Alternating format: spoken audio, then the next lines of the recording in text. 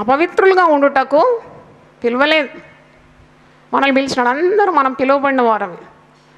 ఇక్కడున్న ప్రతి ఒక్కరు కూడా దేవుని చేత పిలువబడిన వారు. పూర్వపు మన స్థితి ఎలాగుండింది, ఇప్పుడు ఎలాంటి స్థితిలో మనం ఉన్నాం. పూర్వం అజ్ఞాన దశలో ఉన్నాం, పూర్వం మనం పాపంలో ఉన్నాం, జిగటగల దొంగ ఊబిలో పడి ఉన్న మనల్ని దేవుడు పిలుచుకున్నాడు అన్నమాట. గొప్ప వెలుగులోకి మనల్ని పిలుచుకున్నాడు. అందుకే అంటున్నాడు, నేను పరిశుద్ధుని, మీరు పరిశుద్ధులుగా ఉండాలి. మీరు అజ్ఞాన దశలో చేసిన ఆ పాపాలు ఇక మీదట మీరు చేయకూడదు. మీ ప్రాచీన స్వభావాన్ని వదిలిపెట్టాలి. మీరు నవీన స్వభావాన్ని మీరు ధరించుకోవాలి. దేవుని స్తోత్రం, హల్లెలూయా. కొందరు తెగించిన వారు ఉంటారండి. నేను చాలామందిని అలా చూశాను. చాలా బోల్డ్ అన్నమాట. పాపం చేయడానికి తెగిస్తారు, ప్రార్థన చేయడానికి కూడా తెగిస్తారు. We cannot deceive God. దేవుని మనం ఎలా మోసపరుస్తాం? అందుకే అంటున్నాడు, మీరు బహుగా ప్రార్థన చేసినా నేను వినను. మీ చేతులు నా తట్టు చాపితే నా కన్నులు నేనేం చేస్తాను? కప్పుకుంటాను. మీ ప్రార్థన నేను వినను అని అంటున్నాడు. అందుకే మనకు దైవ భయం కలిగి ప్రవర్తించాలి. విశ్వాసిగా నువ్వు పిలువబడినావు. క్రొత్త స్వభావం నీకు అనుగ్రహించినాడు. పవిత్రతనే నీకు అలంకారంగా దేవుడు అనుగ్రహించినప్పుడు పరిశుద్ధ దేవుని పరిశుద్ధమైన హృదయంతో ప్రార్థన చేయడం, ఆరాధించడం. నేను ఆరాధించేటప్పుడు కూడా చెప్తాను. ఇక్కడ యూత్ ఇప్పుడే చెప్పాను కొంతసేపు ముందు, పాట పాడేటప్పుడు అది మనుషులు చూడాలని పాడాలనా, లేక అది దేవునికి నీవు ఇచ్చే ఆరాధన, ఆ భయం ఉండాలి యవనస్తులకు. కానీ ఎవరికైనా పాటలు పాడుతుంటే కూడా ఆల్ గ్లోరీ టు గాడ్. నిన్ను నీవు ప్రత్యక్షపరచుకోవడానికి ఏ పని చేయకూడదు, దేవుని పని ముఖ్యంగా. దైవ కార్యాలు ఎప్పుడు కూడా all glory belongs to God. దేవునికి స్తోత్రం, హల్లెలూయా. నువ్వు పాటలు పాడినా, వాక్యం ఇచ్చినా, ప్రార్థన చేసినా, నడిపించినా, ఇతరుల కొరకు, రోగుల కొరకు ప్రార్థించిన, everything should bring glory to God. అంటే మనుషుల దృష్టిని నీ వైపు కాకుండా దేవుని వైపు మరల్చాల. ఎందుకంటే అలాంటి పవిత్రమైన వారి ప్రార్థనలు దేవుడు అంగీకరిస్తాడు. ఒక మాట చూద్దాం. పేతురు గ్రంథం 2వ అధ్యాయము 19 నుండి 22 వచనాలు. 2 Peter 2nd chapter, 2 పేతురు 2వ అధ్యాయం 19 నుండి నేను చదువుతున్నాను. ఒకడు దేని వల్ల జయింపబడినో దానికి దాసుడగును కదా. వారు ప్రభువును రక్షకుడైన యేసుక్రీస్తు విషయమైన అనుభవ జ్ఞానం చేత ఈ లోక మాలిన్యములను తప్పించుకొనిన తరువాత మరల వాటిలో చిక్కుబడి వాటి చేత జయింపబడిన ఎడల వారి కడవరి స్థితి మొదటి స్థితి కంటే మరి చెడ్డదగును. పెద్ద వార్నింగ్ కదా, ఇది పెద్ద హెచ్చరిక విశ్వాసులకు. మా పాపాలన్నీ క్షమింపబడిందిలే, ఇక మాకే తీర్పు లేదు అంటారు చాలామంది. ఈ వాక్యం చెప్తారు, క్రీస్తు యేసునందున్న వారికి మరి ఏ శిక్షా విధి లేదు అంటే ఏం చేసినా నడిచిపోతుంది. అక్కడే ఉంది మరొక వాక్యం, కృప విస్తరించినందు అందును బట్టి ఇక పాపములో నిలిచి ఉండకూడదు. కృప నీకు విస్తరించిందని చెప్పి పాపంలో నిలిచి ఉండడం దేవుని చిత్తము కానే కాదు.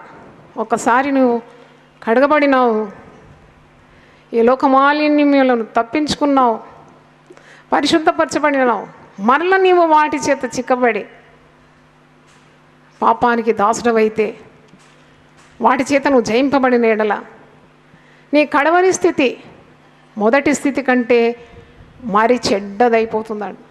భ్రష్టుడవైపోతావు, భ్రష్టురాలు అయిపోతావు దేవుని భయం లేకుంటే. అందుకే నీకు దేవుడు అనుగ్రహించిన రక్షణను భయంతోనూ వణుకుతోనూ దాన్ని కొనసాగించాలంట. దేవుని స్తోత్రం, హల్లెలూయా. You have to reserve the salvation with trembling and fear. భయముతోనూ వణుకుతోనూ దేవుడిచ్చిన రక్షణను నువ్వు కొనసాగించాలి. ఎందుకంటే నీవు ధైర్యంతో మరీ నువ్వు పాపం చేస్తే నీ కడవరి స్థితి మొదటి స్థితి కంటే బహు చెడ్డదిగా మారిపోతుందట. 21వ వచనం చూడండి, 2 పేతురు 2:21. వారు నీతి మార్గమును అనుభవపూర్వకంగా తెలుసుకొని తమకు అప్పగింపబడిన పరిశుద్ధమైన ఆజ్ఞ నుండి తొలగిపోవుట కంటే ఆ మార్గము అనుభవపూర్వకంగా తెలియక ఉండుటే వారికి మేలు అని తెలుసుకొని బుద్ధిపూర్వకంగా పాపం చేయడం కంటే అసలు నీకు తెలియకుండా ఉంటేనే ఎంత మేలు ఉండేది. తెలిసి ఓ పాట ఉంది, ఎరిగి నే చెడిపోతేనే, ఎరిగి నేను చెడిపోయినాను, దిక్కులేని వాడనేనైతేనే ఎరిగి ఎరిగి నేను చెడిపోయి ఇప్పుడు ఎలాగైపోయినాను? దిక్కులేని వాడనైపోయినా. చక్కజేయ నా నేత్రాలు వెలిగించి తిరిగి నీ మార్గంలో నడిపించమని పాడుతున్నాడు. ఇక్కడ నీతి మార్గమును అనుభవపూర్వకంగా తెలుసుకొని తమకు అప్పగింపబడిన పరిశుద్ధమైన ఆజ్ఞ నుండి తొలగిపోవటం కంటే ఆ మార్గము అనుభవపూర్వకంగా తెలియక ఉండుటే వారికి మేలు. కుక్క తన వాంతికి తిరిగినట్టును కడుగబడిన పంది బురదలో తొలుటకు మళ్ళీనట్టును అను నిజమైన సామెత చొప్పున వీరికి సంభవించాను. కుక్కతో పోలుస్తున్నాడు అనమాట. కుక్క వాంతి చేసి ఆ వాంతిని తిరిగి తింటుంది. అంటే నువ్వు ఒక్కసారి విసర్జించిన పాపాన్ని తిరిగి ఆ పాపం చేయడానికి నీకు ధైర్యం వచ్చిందంటే కుక్క గతి అన్నమాట. కడగబడిన పంది, ఇక్కడ పంది ఉంది, కుక్క ఉంది. కుక్క తన వాంతికి తిరిగినట్లు కడగబడిన పంది తిరిగి బురదలో పొరిలినట్టు ఉంటుందని ఇక్కడ వాక్యము మనల్ని హెచ్చరిస్తుంది. దేవుని స్తోత్రం, హల్లెలూయా. అంటే యేసు రక్తం చేత కడగబడిన జనం, క్రీస్తు రక్తం చేత సంపాదింపబడిన సంఘము, పరిశుద్ధమైన ప్రజలుగా మనల్ని ఎంచుకున్నాడు. తన పరిశుద్ధ రక్తం ద్వారా మనల్ని విమోచించినాడు. మన పాపములకు పరిహారము ఆయన సిలువలో కార్చిన పవిత్రమైన రక్తం. అంటే దాని విలువ ఎంత విలువగలదు. చాలామందికి ధైర్యం ఏంటంటే దేవుని బిడ్డలం కదా, ఏది చేసినా నడిచిపోతుంది, వెంటనే క్షమించి ప్రభు అంటే క్షమిస్తాడు. ఇలాగూ చాలా కొత్త కొత్త బోధలు వచ్చినాయి ఇప్పుడు. కానీ మోసపోకుడి దేవుడు వెక్కిరింపబడాడు. మనుష్యుడు ఏది విత్తునో ఆ పంటనే కోయను. విత్తిందే నువ్వు పంట కోస్తావు. ఎవరో చెప్పిన కొత్త కొత్త బోధలకు నువ్వు తిరిగి మోసపోకు. శరీరంలో వెతితే క్షయం అనే పంటనే కోస్తావు. కాబట్టి ఇక్కడ బుద్ధిపూర్వకంగా నువ్వు పాపం చేస్తున్నావు. మరి దేవుడు ఎవరితో మాట్లాడుతున్నాడు? నాకు ఎందుకు ఇచ్చినాడు ఈ వర్తమానం నాకు తెలియదు. మీలో ఎవరైనా జారడానికి సిద్ధంగా ఉన్నారా? లేకుంటే పాపం చేసినా చెల్లిపోతుంది అనుకుంటున్నారా? లేకుంటే నేను ప్రార్థన చేస్తున్నాను కాబట్టి పాపం కూడా చేయొచ్చు అనుకుంటున్నారు? నాకు తెలియదు. This is a warning to all of us. అందరికీ ఒక హెచ్చరిక. నువ్వు ప్రార్థన చేస్తే సరిపోదు, నువ్వు పవిత్రంగా ఉండాలని దేవుడు ఈరోజు మాట్లాడుతున్నాడు. దేవుని స్తోత్రం, హల్లెలూయా. God is speaking that you should be holy because God is holy. మిమ్మల్ని పరిశుద్ధంగా ఉండడానికి నేను పిలిచినాను అంటున్నాడు. పరిశుద్ధంగా మీరు ఉండడమే దేవుని చిత్తం అంటున్నాడు. కాబట్టి మనము పాపం చేయడానికి తెగించకూడదు, ధైర్యపడకూడదు. విలువ పెట్టి నువ్వు కొనబడిన దాను, నీకు ఒక విలువ ఉంది. అది యేసు రక్తము. దేవునికి స్తోత్రం. యేసు పరిశుద్ధ రక్తం చేత కొనబడినవాడు. కనుక ఈరోజు ఈ వాక్యం ద్వారా దేవుడు హెచ్చరిస్తున్నాడు. హెబ్రీ 10:26 నుండి నేను చదువుతున్నాను. Hebrews 10:26 onwards. మనము సత్యమును గురించి అనుభవ జ్ఞానము పొందిన తర్వాత బుద్ధిపూర్వకంగా పాపం చేసిన ఎడల పాపములకు బలి ఇకను ఉండదు, కానీ న్యాయపు తీర్పునకు భయముతో ఎదురు చూచుటయు విరోధులను దహింపబోవు తీక్ష్ణమైన అగ్నియు ఇకను ఉండును. 29 చూడండి. ఇట్లుండగా దేవుని కుమారుని పాదములతో త్రొక్కి తాను పరిశుద్ధపరచుటకు సాధనమైన నిబంధన రక్తమును అపవిత్రమైనదిగా ఎంచి కృపకు మూలమగు ఆత్మను తిరస్కరించిన వాడు ఎంత ఎక్కువైన దండనకు పాత్రుడుగా ఎంచబడినని మీకు తోచును. అంటే ఇంత విలువగల యేసు రక్తాన్ని నీ పాదాల కింద తొక్కిన దాంతో సమాధానం. ఎందుకంటే నువ్వు కృపకు మూలమగు దేవుని ఆత్మను తిరస్కరిస్తున్నావు, పాపం చేస్తున్నావు, బుద్ధిపూర్వకంగా అన్నీ తెలిసి పాపం చేస్తున్నావు. కాబట్టి నీకు ఇక క్షమాపణ ఉండదని నువ్వు జాగ్రత్తగా ఉండాలని హెచ్చరిస్తున్నాడు దేవుడు. ఇక్కడ 31వ వచనం చూడండి. జీవము గల దేవుని చేతిలో పడుట భయంకరం. జీవం గల దేవుని చేతిలో పడుట బహుభయంకరం. కనుక ఈరోజు ప్రభువు మనందరితో మాట్లాడుతున్నాడు. మన జీవితాలు చక్కబెట్టుకోవాలి. పైకి మనం భక్తిగా కనబడి లాభం ఏమీ లేదు. దేవుడు పై రూపం చూడడాడు, హృదయము అంతరింద్రియమే చూస్తాడాడు. కాబట్టి పరిశుద్ధత పాటించాలి. ప్రాచీన స్వభావము వదిలిపెట్టినావు, తిరిగి నువ్వు ఆ పాత పనులు చేయకుండా క్రొత్త స్వభావం, నవీన స్వభావం ధరించుకోవాలని హెచ్చరిక మనం పొందినాం. మత్తయి సువార్త 5:20లో ప్రభు అంటున్నాడు ఒక మంచి మాట అంటున్నాడు. ఒకసారి చూడండి. మాథ్యూ 5:20. శాస్త్రుల నీతి కంటేను పరిసయ్యుల నీతి కంటేను మీ నీతి అధికము కాని యెడల మీరు పరలోక రాజ్యములో ప్రవేశింపనేరనని మీతో చెప్పుచున్నాను. ఏంటి అర్థం? ఆయన శిష్యులతోటి జనసమూహంతో మాట్లాడుతున్నాడు. ఆయన అంటున్నాడు, శాస్త్రుల నీతి కంటే మీ నీతి ఎక్కువ ఉండాలి, పరిసయ్యుల నీతి కంటే మీ నీతి ఎక్కువ ఉండాలి, లేకుంటే మీరు పరలోక రాజ్యంలో ప్రవేశింపరంటే దాని అర్థం ఏంటి? 21వ వచనంలో దాని జవాబు ఉంది.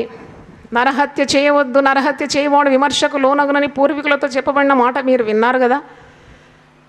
నేను మీతో చెప్పున్నదేమనగా, తన సహోదరుని మీద కోపపడు ప్రతివాడు విమర్శకు లోనగును, తన సహోదరుని చూసి వ్యర్థుడా అని చెప్పేవాడు మహాసభకు లోనగు, ద్రోహి అని చెప్పేవాడు నరకాగ్నికి లోనగు. అంటే ప్రేమించాలంటున్నాడు యేసుప్రభు. నీ తోటి సహోదరుని మీద కోపపడొద్దు అంటున్నాడు. నువ్వు కోపించినా కానీ సూర్యుడు అస్తమించే వరకే ఉండాలి. పరిశుద్ధులు పాటించేది, కోపం నిలువ పెట్టుకోకూడదు. ఎవరి మీద అసూయ, ద్వేషము, పగ, ఈర్ష్య ఇవన్నీ కూడా దేవుని విరోధమైన పాపాలే. దేవుడిని ఏ విధంగా ప్రేమించినాడు, ప్రాణం పెట్టినంతగా ప్రేమించినాడు, అలాగే నీవు తోటి సహోదర సహోదరీలను ఆ విధంగా పరిశుద్ధంగా ప్రేమించాలి. అప్పుడే నీ నీతి శాస్త్రుల నీతి కంటే పరిసయ్యుల నీతి కంటే అధికమవుతుంది. వారు నీతిని, ధర్మశాస్త్రాన్ని పాటించేవారు, కానీ యేసు నేర్పించింది ప్రేమ. అన్నిటికంటే ఘనమైంది ప్రేమ అంటున్నాడు. నీ సహోదరుని మీద నువ్వు కోపపడి వ్యర్థుడా అని పిలవడం, ద్రోహి అని పిలవడం అది శిక్షకు కారణం అంటున్నాడు. 23వ వచనంలో ఒక మంచి మాట. పరిశుద్ధంగా ఉండాలంటే ఒక మార్గం చూడండి. కావున నీవు బలిపీఠమునొద్ద అర్పణమును అర్పించుండగా నీ మీద నీ సహోదరునికి విరోధం ఏమైనా కలదని అక్కడ నీకు జ్ఞాపకం వచ్చిన ఇలా అక్కడ బలిపీఠం ఎదుట నీ అర్పణను విడిచిపెట్టి మొదట వెళ్ళి నీ సహోదరునితో సమాధాన పడము, అటు తర్వాత వచ్చి నీ అర్పణను అర్పించు. దేవునికి అర్పణం అర్పించడానికి నువ్వు బలిపీఠం దగ్గరకు వచ్చావా? మొట్టమొదట నీవు శుద్ధ హృదయంతో ఉండాలి. నీ మీద ఎవరికైనా మరి అసమాధానం ఉంటే నీవే వెళ్ళాలట. నీ మీద నీ సహోదరునికి విరోధం ఏమైనా నీకు విరోధం కాదు, నీ మీద ఎవరికైనా విరోధం ఉన్నా నీవే వెళ్ళాలట. యేసుప్రభు చెప్పిన సూక్తులు ఇది. నీ మీద ఎవరికైనా విరోధ భావం ఉంటే వారు నీ దగ్గరికి రావడం కాదు, నీవే వెళ్ళాలట. నీకు వారి మీద విరోధ భావం లేకున్నా వారికి నీ మీద ఉంటే కూడా నీవు అర్పణను అక్కడే పెట్టి వెళ్ళి నీ సహోదరుని సమాధాన పడాలంట. అదే అధికమైన నీతి, దేవుడు కోరే నీతి అని ఇక్కడ నేర్పిస్తున్నాడు. దేవునికి స్తోత్రం, హల్లెలూయా. మనం సమాధాన పడం ఇతరులతో, కానీ ప్రార్థనలు చేస్తాం. మన ప్రార్థనకు జవాబు తొందరగా రావాలని, స్పీడ్ పోస్ట్ కాదు, క్విక్ రిప్లై రావాలని తొందరగా జవాబు ఇవ్వమని అడుగుతాం దేవుణ్ణి. ఎక్కడొస్తుంది రిప్లై? నీ మీద ఎవరికైనా విరోధ భావం ఉంటే నువ్వు ఎప్పుడైనా వెళ్ళి వారికి క్షమాపణ అడిగినావా? నా మీద మీకు ఏదైనా కోపం ఉంటే దయతో క్షమించమని అడిగే స్వభావం ఉందా మనకు?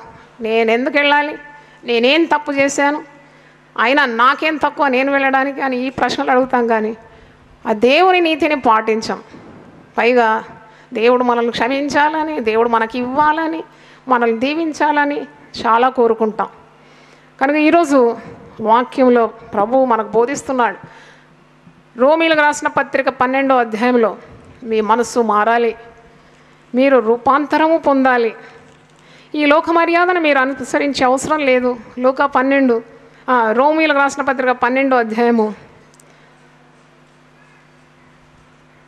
2వ వచనం, మీరు ఈ లోక మర్యాదను అనుసరింపగా ఉత్తమమును అనుకూలమును సంపూర్ణమై ఉన్న దేవుని చిత్తం ఏదో పరీక్షించి తెలుసుకున్నట్లు మీ మనస్సు మారి నూతనమౌట వలన రూపాంతరము పొందుడి. దేవుని స్తోత్రం, హల్లెలూయా. గొప్ప దేవుడు అండి. దేవుని నియమాల్లో మనం ఉంటే అంటున్నాడు కదా, నేను పరలోకమే విప్పేస్తాను, ఆకాశం అని మంచి ధననిధిని తెరుస్తాను, మీరు పట్టజాలంతగా నేను ఆశీర్వదిస్తాను. కానీ మనము దేవునికి విరోధంగా అవిధేయత చూపుతూ దేవుడు మనకు ఇచ్చే ఆశీర్వాదాలన్నీ కూడా పోగొట్టుకుంటూ ఉంటాం. సామెతలు 29వ వచనంలో ఒక మాట చూడండి. సామెతలు 29వ వచనం, Proverbs 20:9th verse. నా హృదయమును శుద్ధపరచుకొని ఉన్నాను, పాపం పోగొట్టుకొని పవిత్రుడనైతిని అనుకునదగినవాడు ఎవడు? I am very holy, I am pure, I have been delivered from every sin అని చెప్పడానికి ఎవరికి వీలు కాదాడు. వాక్యంలో ఉంది, అందరూ పాపం చేసి దేవుడు అనుగ్రహించి మహిమను పొందలేకపోతున్నారు. ఇక్కడ వాక్యంలో చూస్తున్నాం, ఎవడనగలడు తన హృదయమును శుద్ధపరచుకున్నాను, పాపాన్ని పోగొట్టుకొని పవిత్రుడైనానని ఎవడు చెప్పగలడండి? దానికి జవాబు అది పాత నిబంధనలో ఉంది కదా, కొత్త నిబంధనలో జవాబు ఉంది. యేసు రక్త ప్రోక్షణ ద్వారా ప్రతి దుర్నీతి నుండి తొలగింపువాడు, పరిశుద్ధుడు, పవిత్రుడుగా మారిపోతాడు. దేవునికి స్తోత్రం, హల్లెలూయా. దావీదు భక్తుడు పాపం చేసిన తర్వాత ప్రార్థన చేస్తున్నాడు, నువ్వు నన్ను కడుగు, హిస్సోపుతో నన్ను కడుగు, నాకు శుద్ధ హృదయం దయచేయి, సమ్మతి గల మనస్సును నాకు దయచేయి. 51వ కీర్తన 2వ వచనంలో, నా దోషము పోవునట్లు నన్ను బాగుగా కడుగు, నా పాపము పోవునట్లు నన్ను పవిత్రపరచు, నా అతిక్రమములు నాకు తెలిసే ఉన్నవి, నా పాపం ఎల్లప్పుడూ నా ఎదుటనున్నది, నీకు కేవలము నీకే విరోధముగా నేను పాపం చేసి ఉన్నాను, నీ దృష్టి ఎదుట నేను చెడుతనము చేసి ఉన్నాను. చేసే ప్రతి పాపం కూడా దేవునికి విరోధంగా చేస్తామని. Every sin you do or I do, what we do is against God.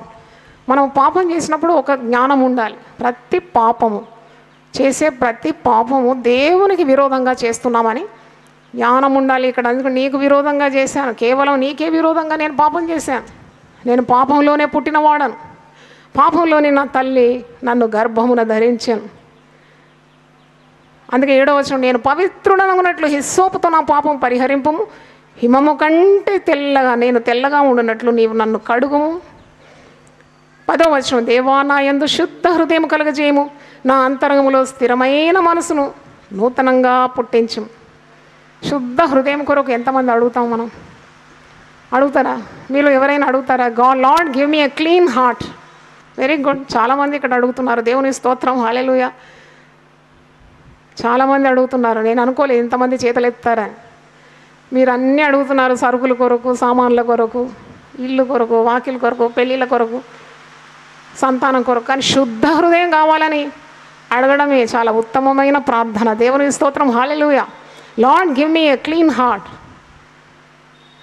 అందుకే 1 యోహాను 1వ అధ్యాయం 9వ వచనంలో ఈ మాట చూడండి, నీకు పాపం పోవాలంటే యేసు రక్తము నీకు కావాలి. యేసు రక్తం ద్వారా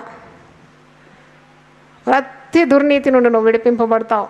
9వ వచనం, 1 యోహాను 1వ అధ్యాయం 9వ వచనం, మన పాపములను మనం ఒప్పుకొని ఎడల ఆయన నమ్మదగిన వాడును, నీతిమంతుడును గనుక ఆయన మన పాపములను క్షమించి సమస్త దుర్నీతి నుండి మనలను పవిత్రులుగా చప్పట్లు కొట్టి దేవుని స్తుతిద్దాం, హల్లెలూయా. సమస్త దుర్నీతి నుండి, from every sin, from every impurity, ప్రతి విధమైన పాపం నుండి మనల్ని విడిపించడానికి యేసు రక్తం అందుబాటులో ఉంది. పాపాన్ని ఒప్పుకోవాలి, దాన్ని వదిలిపెట్టాలి. యేసు రక్తం నీ పాపాన్ని శుద్ధి చేసి, నీ హృదయాన్ని శుద్ధి చేస్తుంది, నిష్కళంకంగా మారుతుంది. పరిశుద్ధమైన మనసు నీకు దేవుడు అనుగ్రహిస్తాడు. ఈ పవిత్రత గురించి నేర్పించడానికి దేవుడు నా జీవితంలో ఒక సంఘటన ఒకటి సంభవించింది, అది చెప్పాలనుకున్నాను. పరిశుద్ధంగా ఉండాలి నీ హృదయం అని నేను నేర్చుకున్నాను. ఒకసారి బ్యాంక్లో పనిచేస్తున్నప్పుడు ఒకరోజు ఒక దగ్గర ఇక్కడ కూడికకి వెళ్ళాలి బ్యాంక్ అయిన తర్వాత. అప్పుడు చాలా వేడలేదు, వడిగా వెళ్ళి అన్ని కార్యాలు, దేవుని కార్యాలు చేసేది. అప్పుడు మంచి ఆరోగ్యం అప్పుడు ఉండింది. అయితే ఒకరోజు నేను బ్యాంకులో హడావుడిగా వచ్చి ఒక ఆటో ఎక్కేసి, అయ్యా నన్ను తొందరగా నువ్వు తీసుకెళ్ళి, నాకు చాలా పనులు ఉంది, నేను ఇంకో మీటింగ్కి వెళ్ళాలి, అక్కడ సకాలంలో నేను చేరాలి, ఇంటికి వెళ్ళాలి, కాబట్టి క్విక్గా నన్ను తీసుకెళ్ళాలని చెప్పాను. నీకు కావాలంటే డబ్బులైనా ఇప్పిస్తాను, నన్ను తొందరగా తీసుకెళ్ళాను అని. నేను తొందరగానే తీసుకొస్తున్నాడు, కానీ ఒక ట్రాఫిక్ సిగ్నల్ దగ్గర ఆగింది. ఎంతకు మరి ఆ సిగ్నల్ క్లియర్ కావడం లేదు. నేనేమో హడావుడి చేస్తున్నాను, ఐ వాంట్ గో, నేను వెళ్ళాలి, ఏంటి సిగ్నల్ పడిపోయింది. తర్వాత కొంతసేపటికి సిగ్నల్ లిఫ్ట్ అయింది, అన్ని వాహనాలు వడికి వెళ్ళిపోతుంది, నేను కూర్చున్న ఆటో మాత్రం ముందు పోతలేదు. ఏమైందయ్యా అని అంటే, ఆయన ప్రయత్నిస్తున్నాడు, ఇట్లా అది గేర్ పెట్టి ఇట్లా లాగుతున్నాడు, అస్సలు ఆటో ముందు పోవడం లేదు. అయితే ఆయన ఏం చేసినాడంటే, నాకు పోవాలి తొందరగా అన్నప్పుడు ఏంటి ఇతనికి ఇలాగూ, ఎందుకు ఇలా చేస్తున్నావు అయ్యా, తొందరగా పోవాలంటే, అమ్మ కొద్దిగా ఆగండి అమ్మ, కొద్దిగా ఆగండి అమ్మ.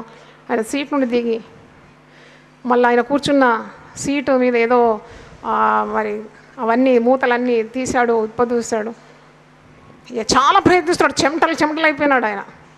కానీ బండి ఒక్క అడుగు ముందుకు పోవడం లేదు. ఆఖరికి అతనికి ఒక ఐడియా వచ్చింది. ఏంటో మరి ఆ మెషిన్ లోపట ఒక సాధనం తీసినాడు. దాన్ని ప్యాంట్ నుండి ఆయన కర్చీఫ్ తీసి చక్కగా దాన్ని తుడిచినాడు, బాగా క్లీన్గా తుడిచేసి మళ్ళీ పెట్టినాడు. ఒక అరగంట పట్టిందండి ఇవన్నీ చేస్తున్నాడు. అది ఎప్పుడైతే ఆ చిన్నది ఏదో ఒక ఇన్స్ట్రుమెంట్ తుడిచిపెట్టినాడో ఎక్కి కూర్చున్నాడు సీట్ మీద. అన్నీ పెట్టేసి సీట్ మీద కూర్చొని ఇట్లా అనగానే రుమ్మని ఒక్కసారి స్టార్ట్ అయిపోయింది. అబ్బో ఈ బండి ఇంత వేగంగా స్టార్ట్ అయిపోయింది ఏంటి, అయ్యా ఏంటి రహస్యం, నువ్వు చాలా సేపటి నుండి ప్రయత్నిస్తున్నావు కానీ ఏం కాలేదు, ఇప్పుడు ఏదో చేసావు వెంటనే బండి ముందుకెళ్ళిపోతుంది ఏంటి అని అడిగినా. అప్పుడు ఆయన అన్నాడు, అమ్మా నీ లోపల ఏదో ఒక నట్టు ఉంటుంది, అది బాగా ఒకవేళ డస్ట్ పట్టి ఉంటే బండి పోదమ్మా, ఎంత లాగినా బండి పోదు, అది క్లీన్ చేశాను అంతే అన్నాడు. వెంటనే నాకు ఒక పెద్ద ప్రసంగంలాగా అనిపించింది అది. దేవుని స్తోత్రం. నాకు అసలు జవాబు దొరికిపోయింది అన్నమాట. ఓహో, జీవితంలో కూడా నీవు ముందుకు వెళ్ళాలంటే నీకు పరిశుద్ధత కావాలి. పరిశుద్ధాత్మ నాకు నేర్పిస్తున్నాడు ఈ పాఠం. నీ హృదయంలో ఎలాంటి కల్మషం ఉండకూడదు, కపటం ఉండకూడదు. నీ హృదయం పవిత్రంగా ఉన్నప్పుడే నువ్వు చేసే ప్రతి పనిని కూడా దేవుడు ఆశీర్వదిస్తాడని నాకు చాలా అర్థమైపోయింది. దానికి అనుగుణంగా నేను వాక్యం అతనికి బోధించినాను ఆ రోజు ఆటో. బైబిల్లో కూడా ఉందయ్యా ఇలాగూ. యేసుప్రభు అంటున్నాడు, హృదయశుద్ధి గల వారు ధన్యులు, వారు దేవుణ్ణి చూస్తారు. మనం చేసే ప్రతి పనిని దేవుడు ఆశీర్వదించాలంటే ఈ విధంగానే పవిత్రంగా ఉండాలి. దేవుని స్తోత్రం. మరి ఈరోజు ప్రభు మనతో మాట్లాడుతున్నాడు. ఒకవేళ ఏదైనా దేవునికి విరోధంగా చేసే పాపం ఉంటే వదిలిపెట్టి క్షమాపణ కోరి ఒప్పుకొని దాన్ని వదిలిపెట్టాలని. తన అతిక్రమములను దాచిపెట్టువాడు వరదిల్లాడు, దాన్ని ఒప్పుకొని విడిచిపెట్టువాడు దేవుని కనికరమును పొందుకుంటాడు. దేవుని స్తోత్రం. ఒకసారి నిలబడితే ప్రార్థన చేస్తాను. హల్లెలూయా. ప్రతి ఒక్కరు కూడా ప్రార్థన చేసుకుందాం. హల్లెలూయా. ప్రభువా నీకు స్తోత్రం, స్తోత్రం. నాయనా, నీకు విరోధంగా చేసిన ప్రతి కార్యాన్ని మన్నించమని మేము కోరుతున్నాం. సిలువ రక్తం ద్వారా ప్రతి దుర్నీతిని విడిపిస్తానని వాగ్దానం ఇచ్చినావు. ప్రభువా, మేము పాపం చేసి పైకి రాలేము నాయన. పాపం చేస్తే మీకు దూరంగా వెళ్ళిపోతాం. పాపం చేసి మా ప్రార్థనలకు జవాబు పొందుకోలేము ప్రభు. మా హృదయంలో పాపము లక్ష్యం చేసినట్లా దేవుడు మా మనవి వినడని వాక్యంలో ఉన్నది నాయన. అవును తండ్రి, మేము బహుగా ప్రార్థన చేసినాను, నీవు విననన్నావు. హృదయంలో పాపం ఉంటే చేతులు చాపినా నీ కన్నులు కప్పుకుంటానన్నావు. అవును ప్రభు, నువ్వు చెవులు మూసుకునే దేవుడు, వినవు నాయన. కానీ నీతిమంతుల ప్రార్థన నువ్వు అంగీకరిస్తావు. నీతిమంతుల మీద నీ కనుదృష్టి ఉంది, వారి ప్రార్థనలకు నువ్వు చెవి ఒగ్గి ఉంటామని వాక్యంలో ఉంది ప్రభు. నాయనా నీకు స్తోత్రం. యథార్థవంతుల ప్రార్థన నీకు ఆనందకరం అన్నావు ప్రభు. నాయన, ఎన్నో పాపాలు చేసి తిరిగి మరి ప్రభు దేవుని ఆశీర్వాదాలు కావాలంటే అది కాని పని అని మేము ఈరోజు నేర్చుకున్నాం. కృపగల దేవ, ఒకసారి మేము వెలిగింపబడినాం, ఒకసారి మేము కడుగబడినాం, ఒకసారి మేము పరిశుద్ధపరచబడినాం. కుక్క తన వాంతికి తిరిగినట్లు ధైర్యంతో తెగించి పాపము చేయకుండా, మాటి మాటికి పాపం చేయకుండా, నీ గాయాలు మేము రేపకుండా అయినా మాకు సహాయము దయచేయండి, దైవ భయము దయచేయమని ప్రార్థిస్తున్నాం.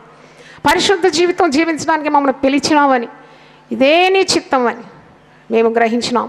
జారత్వమునకు దూరంగా పారిపోవడని వాక్యంలో మేము చూస్తున్నాం. దేహము దేవుడిచ్చిన మరి గొప్ప ఆశీర్వాదం, ఇది పరిశుద్ధాత్మకు నిలయమని. మరి దేహములో జారత్వం కానీ వ్యభిచారం కానీ ఇలాంటి పాపాలన్నీ చేయకూడదని, తప్పకుండా దానికి శిక్ష అనుభవిస్తారని వాక్యంలో మేము చూస్తున్నాం. ఈ దేహము దేవుడు పరిశుద్ధాత్మ నిలయంగా మార్చేసినాడు. కాబట్టి అయినా మరి ఆ యొక్క వాక్యం ద్వారా ప్రతి ఒక్కరితో మీరు మాట్లాడారని నేను నమ్ముతున్నాను.